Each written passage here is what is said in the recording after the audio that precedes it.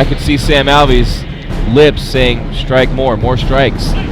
He's doing great in every other element, and for Glover, he needs to get that hand game going. And if you're looking at conditioning, both these guys in great shape. Mulligan did a lot of running and swimming, he said, to prepare for this fight. A little bit unorthodox, but those two things great for cardio. And meanwhile, a big kick to the midsection, and now one to the inner thigh. Glover coming out and throwing those legs, Frankie. Yeah, what I'm noticing about Mulligan is when he gets in those strikes, he drops his hands. He's in on a single here.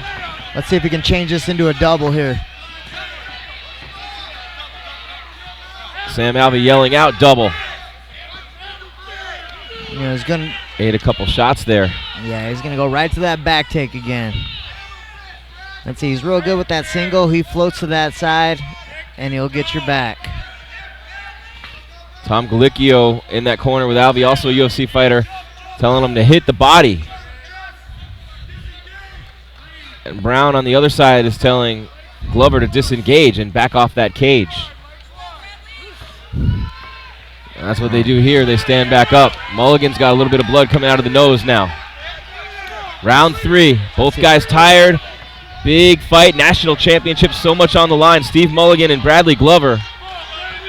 Oh, nice left from Glover. Mulligan misses with a left and lands a right. Glover's going to win these exchanges on the feet. Another big kick and a right hand to follow it. Bradley Glover, with more offense than we've seen from him throughout this entire fight, really has Mulligan hurt here, Frankie. Yeah, some nice exchanges. Nice exchanges there. I mean, these guys got to be careful. Both these guys got their hands down. We need to pick those hands up. We don't want to see someone making a mistake here. Mulligan looks wobbly and a little slower now. Oh, another big shot. Left and a right from Glover. Mulligan's got to get this takedown. On the feet, he's clearly losing exchanges to Glover.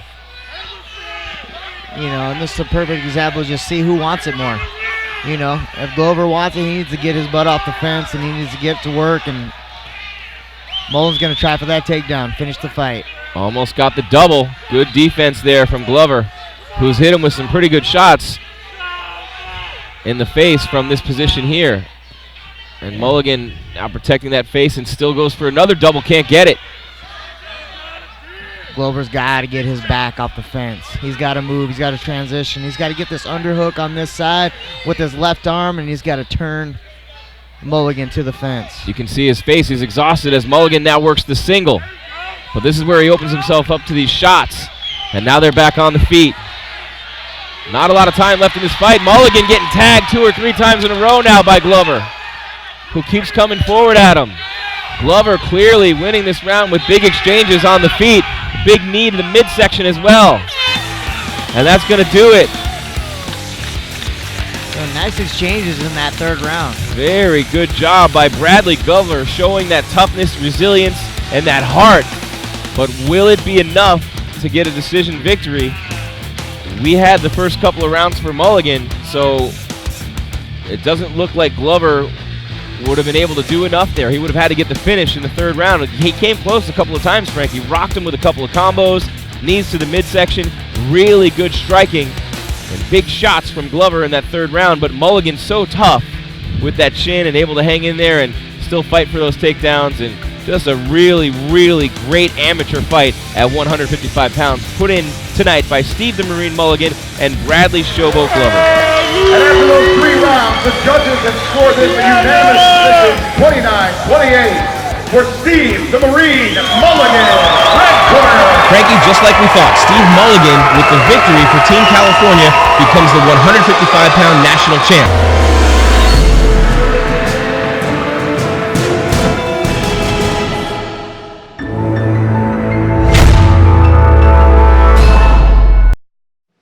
The Elite Amateur Fight League, America's only fan-owned sports league. Sports fans, here's your once-in-a-lifetime chance to become owners in the sports industry. The business of sports is funded by us, the fans, but the profits are collected by a handful of owners who are rich to begin with. My name is Jesse Nunez, the founder of the Elite Amateur Fight League, and we're here to fix that.